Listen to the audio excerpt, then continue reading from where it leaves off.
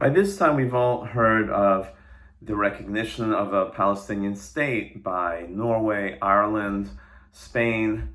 Um, and while we're all familiar with the anti-Israel climate and the pro-Palestinian, but it was a little bit shocking to have these Western European countries who you would think would know better recognize a Palestinian state while Israel is fighting Hamas, which who perpetrated the worst massacre since the Holocaust against Jews on October 7th.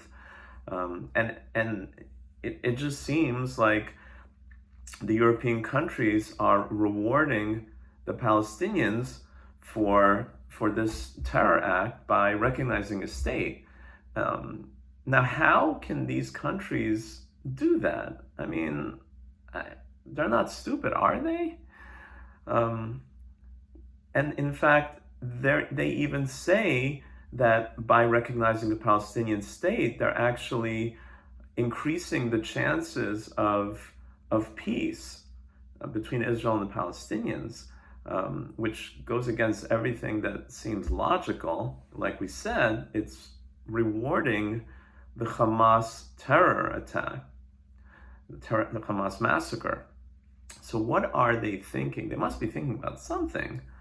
So what I think, and basically what they've said, is that they're separating the Palestinian Authority from Hamas.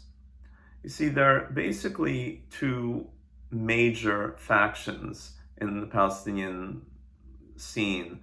And one is Fatah, which is non-Islamic. It's more of a secular terror organization, which was started by Yasser Arafat and the PLO in the 1950s, before there was any occupied territory other than the state of Israel within the 1948 borders. And then you have Hamas, which is the radical Islamic group, and the Europeans are basically saying that no, we're not rewarding Hamas, we don't support Hamas, but we do want to support and we want to strengthen the Palestinian Authority. The Palestinian Authority, Fatah, is steadily losing power to Hamas. Hamas now controls well over 50% of the Palestinian population, and that's in Judea Samaria, the West Bank. They've got all the support in Gaza, but even in the West Bank, where Fatah is supposed to be have the power, but now Hamas has the majority of support there. So in other words, if they had elections, which obviously free elections doesn't really exist in the Palestinian view of things, but if they had elections, Hamas would win. Hamas would take control over not only Gaza, but the West Bank. So the Fatah, the Palestinian Authority, is losing support amongst their subjects.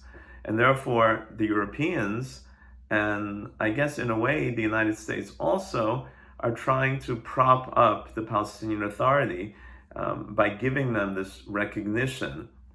Basically, they're saying, we want to put our money behind the secular, so to speak, Palestinians, the non-Muslim fundamentalists, and we hope that they're going to be able to create a lasting peace.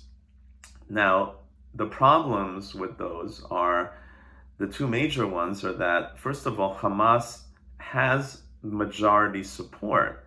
So if they do have elections, Hamas is going to win. Hamas will take over. If they have a state, Hamas will end up ruling that state. And that's something that nobody wants.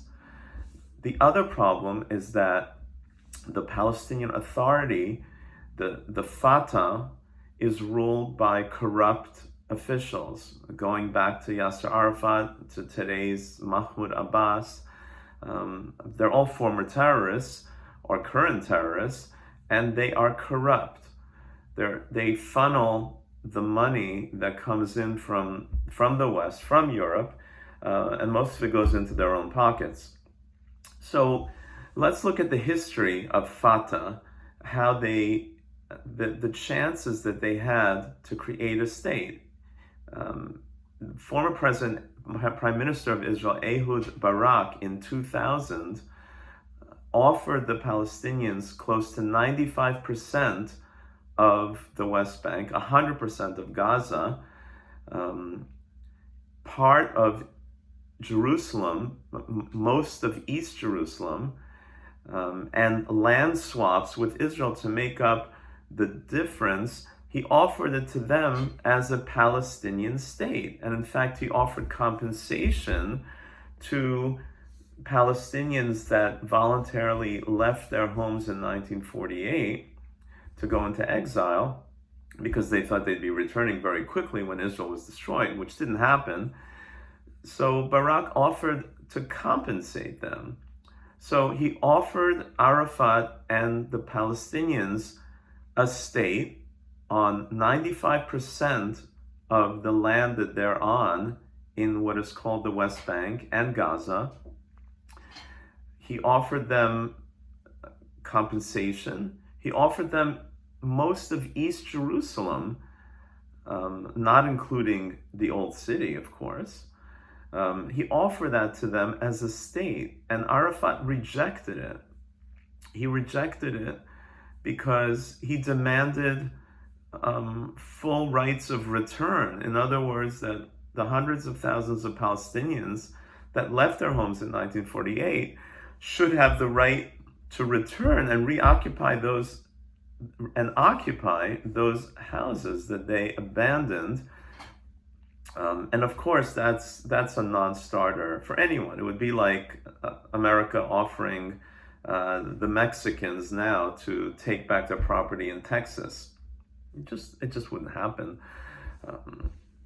And of course, Arafat and the Palestinians did not want a demilitarized state, which is a precondition for any Palestinian state, because and they still haven't accepted the fact that Israel can be there. And of course, when Hamas takes over that state, you can't have them able to arm up like they did in Gaza. So the Palestinians, Fatah has sort of the good Palestinians have a history of rejecting any sort of sensible offer for, even a generous offer for a Palestinian state. And they continue to support terror. Literally, they pay salaries to terrorists, to the families of terrorists who have done acts of terror and murder against Israelis. And they continue to teach anti-Israel, anti-Semitic stuff in their school system. So what kind of partners of peace are they? So the Europeans and the West are sort of throwing their support behind Fatah and the Palestinian Authority, saying that they are different and separate from Hamas, and they shouldn't be punished for the terror of Hamas. But meanwhile, the history, the track record, and the current activities of Fatah and the Palestinian Authority scream that they aren't ready to accept a state, and it looks like they never will be. So the act of the West is wishful thinking, and hopefully the United States will not fall into the same trap as the Europeans are, and hopefully the Americans are set, as the American policy is, to let the parties involved, the Israelis and the Palestinians, negotiate some sort of settlement. Whether that will happen or not, it doesn't look very likely, but let it play out. Because if America does not veto a resolution in the Security Council to recognize the Palestinian state, which has already been right? The Palestinian state has already been recognized by the UN General Assembly, but in order for it to have teeth, for it to actually be able to be carried out, or at least put actual pressure and against Israel, then it would have to be passed by the Security Council, where the United States has always vetoed it and has pledged to continue vetoing it. But if that ever changes, then that's going to cause major problems for Israel. So let's hope that the United States stays on track and maintains the common sense and the historical sense to understand that the Palestinians are not ready for a state. And when they are ready, they can negotiate one with Israel. The Western Europeans are, playing with some sort of wishful thinking, or more likely playing to their own Muslim populations, which are growing exponentially and gaining power. So let's just keep everything straight. There's Fatah and Hamas. Europe is putting their money behind Fatah, saying that they're different than Hamas, and Fatah has a dismal record of rejecting actual proposals to create a Palestinian state.